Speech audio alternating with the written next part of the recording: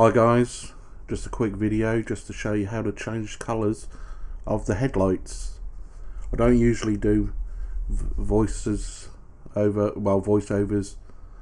on my videos, but I thought why not.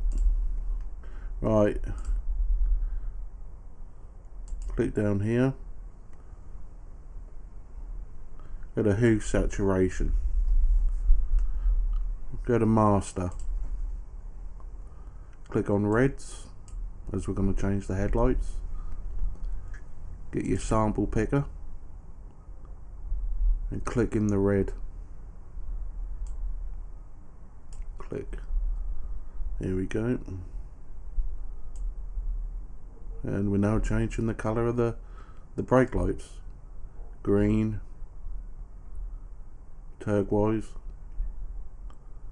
better red, pink. That look pretty cool.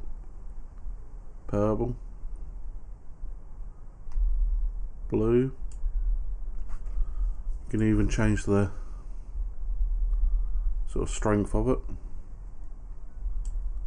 Darkness, make it darker.